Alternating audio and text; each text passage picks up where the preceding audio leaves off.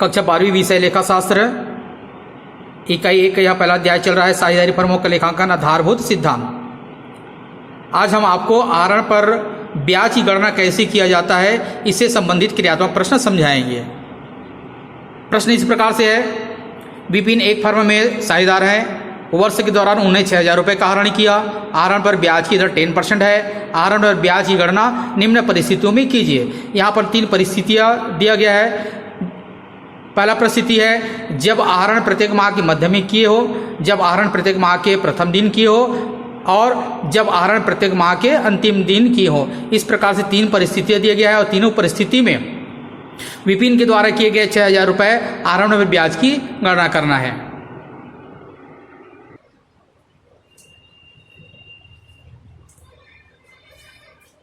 अभी प्रश्न में जो दिया गया उसके आधार पर स्थिति क्रमांक 1 के लिए, स्थिति क्रमांक 1 जिसमें कहा गया है कि विपिन ने वर्ष के मध्य में आहरण किया, तो इस स्थिति के लिए स्थिति क्रमांक 1 के लिए औसत अवधि होगा 6 माह, अर्थात वर्ष के मध्य में जब आहरण करते हैं तो हम 6 महीने का ब्याज लगाएंगे। स्थिति क्रमांक 2 के लिए जब प्रत्येक माह के प्रथम दिवस को महीने के प्रारंभ में यदि आहरण किया जाता है तब इसके लिए हम 6.5 माह अर्थात 13/2 माह का ब्याज लगाएंगे।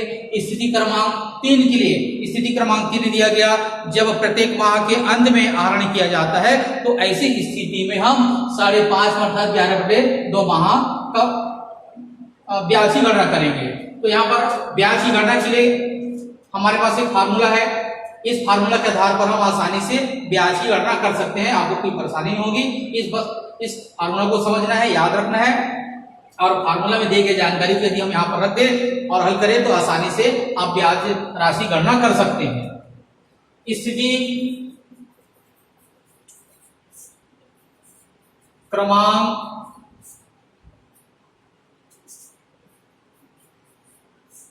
1 के लिए देखते हैं हम। स्थिति क्रमांक 1 पहली स्थिति के लिए 6 माह का ब्याज। हमारे पास फार्मूला है वर्ष में कुल आहरण। विपिन के द्वारा वर्ष में कुल 6,000 रुपए का आहरण किया गया है। 6,000 रुपए का आहरण किया गया है अर्थात वर्ष में कुल आहरण 6,000 गुणित दर, प्रश्न में दर 10% दिया गया है 10।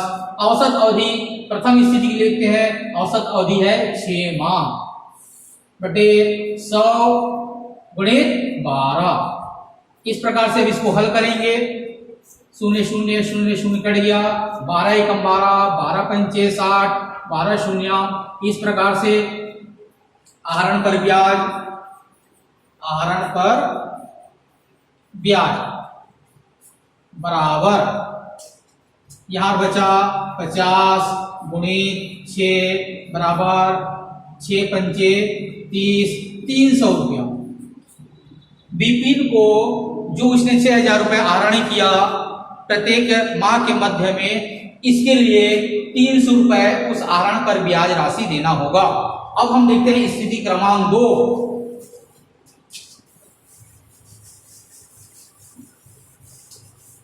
स्थिति क्रमांक 2 के लिए आहरण पर ब्याज वर्ष में कुल आहरण, विपिन के द्वारा वर्ष में कुल 6,000 रुपए का आहरण किया गया। दर 10% गुणित औसत अवधि, दूसरी स्थिति देखते हैं। औसत अवधि 6.5 माह अर्थात 13/2, 13/2, 100 गुणित 12, 100 गुणित 12। इस प्रकार से इस प्रश्न को हम हल करेंगे। 0 0 0 0, 12 एकम 12, 12 पंचे 60, 12 शून्य, 2 एकम 2 और 2 25 50।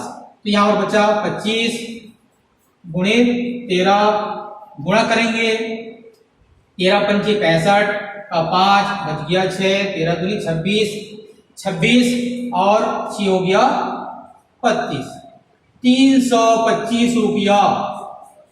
विपिन को जब वह प्रत्येक माह के प्रारंभ में आहरण करते हैं तो उस राशि पर 325 रुपये ब्याज देना होगा। अब हम स्थिति क्रमांक 3 के लिए आहरण पर ब्याज की गणना करेंगे।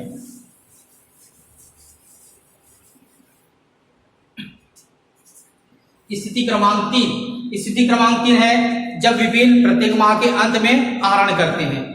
तो वर्ष में कुल आहरण 6,000 रुपए का आहरण किया गया। दर 10% गुणित औसत अवधि 11/2 माह, 11/2 माह 100 गुणित 12 गुणित 2। इस प्रकार से हम मार्क देंगे, प्रश्न को कैलकुलेट करेंगे, कैलकुलेशन करेंगे। 0 0 0 0 कटेगा, 12 एकम 12, 12 पंचे 60, 12 शून्य, 2 एकम 2, 2 25। तो इस प्रकार से 25 गुणित 11, 11 पंचे 55, 5 बच गया 5, 11 दूनी 22 और 22 5 27 275 रुपया। इस प्रकार से विपिन को जब वह प्रत्येक माह के अंत में आहरण करता है तो ऐसी राशि पर विपिन को 275 रुपया ब्याज देना होगा। इस प्रकार से हम जब विभिन्न स्थितियों में एक निश्चित राशि आहरण किया जाता है किसी साझेदार के द्वारा, तो इस फार्मूला के माध्यम से हम आसानी से उस आहरण पर ब्याज की गणना कर सकते हैं। ठीक इसी प्रकार से इसी से संबंधित आपको प्रश्न बुक में दिया गया है, उसका भी आप इन्हीं प्रश्नों के आधार पर उनको बनाएंगे, हल करेंगे और अपनी कॉपी में नोट कर लेंगे।